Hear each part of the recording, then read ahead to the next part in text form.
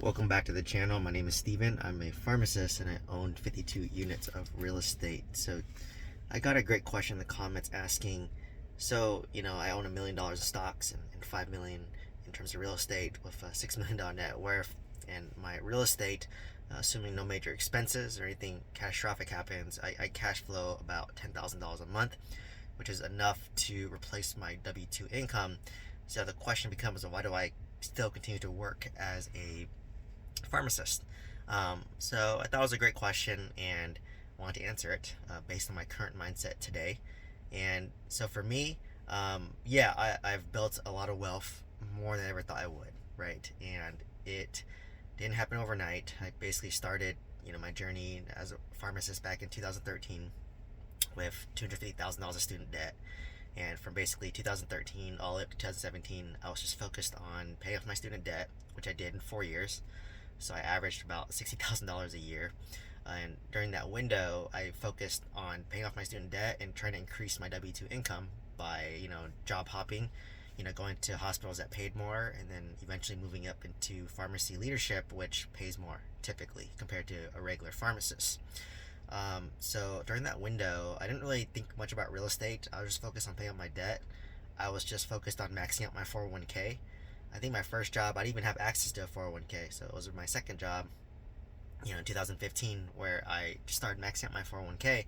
And hindsight's 2020, but obviously, if you're buying index funds and Apple stocks and 2013, 2015, and you fast forward till today, it's done well, right? Because the stock market was a bull market, as we all know, pretty much until, I would say, the whole time. Like, I think the stock market's been going pretty up consistently over time, as long as you buy for the long term, you don't sell, and you just hold, and you're consistent with dollar cost averaging, which is what I did, right? So first 4 years was that.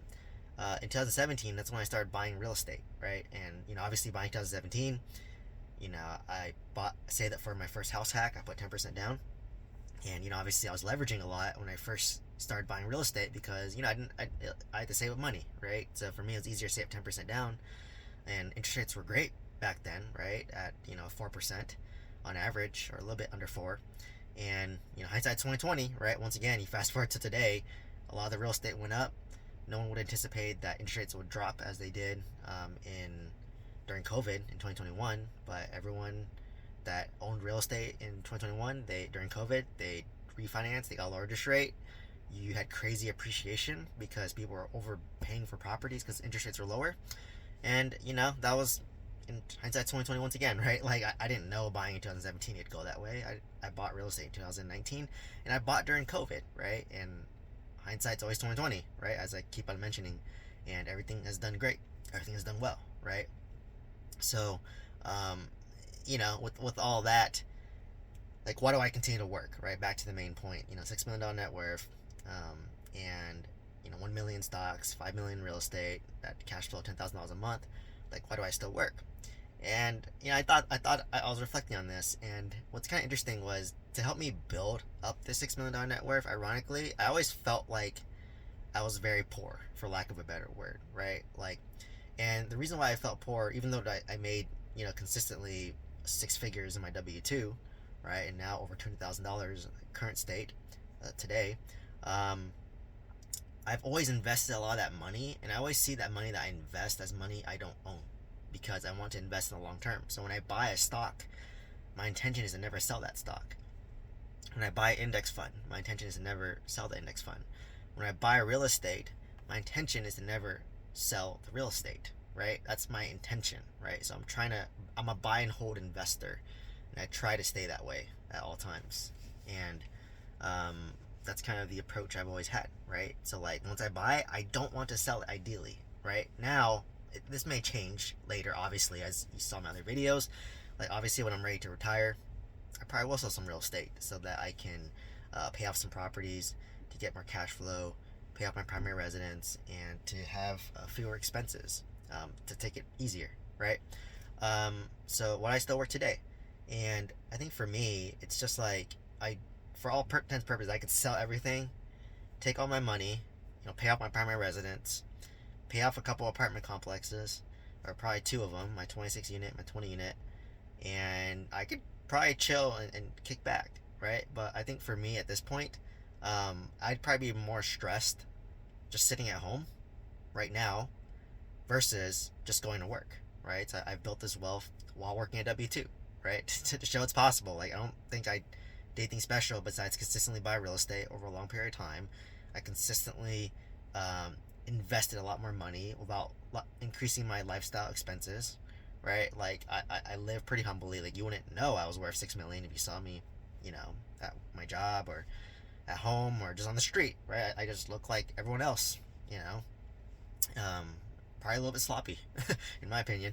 But it's really, um, if you can do those principles over a long period of time, and then now compounding is starting to hit crazy, right? Like just this year, I know the stock market's been doing bad, recently. I'm filming this in like August, but like for all of 2024, like stock markets went up, real estate went up, my net worth went up by like almost $1 million, and I didn't really do anything, right? Like I just went to work, and all I did was hold my assets. I'd hold my index funds, I owed my stocks, I owed my real estate, right? That's all I did. I didn't do anything special, and I continue to work as a source of, as an additional stream of income, right? Because I view my index funds as my real estate as something that takes care of future Steven, right?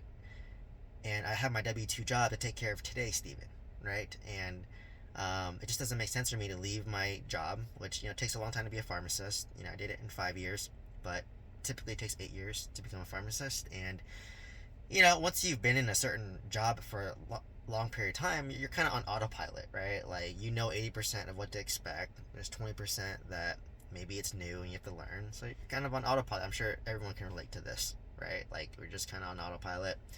It's routine. You know what to expect, and it's nice to.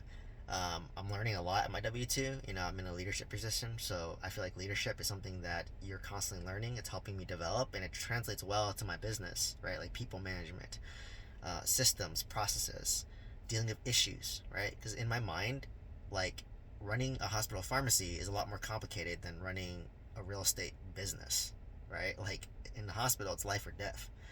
In real estate, for the most part, it's not life or death, right? Like decisions like, okay, well, like for example, my 20 unit, plumbing, there's a plumbing issue. Okay, well, money can solve that problem. It may suck, but I can solve it with money.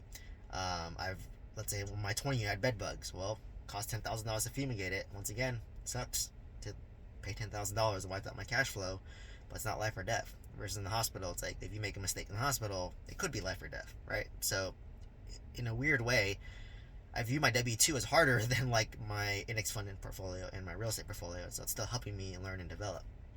The next thing is I actually enjoy what I do, right? Like believe it or not, like I actually enjoy being a pharmacist. I enjoy helping people.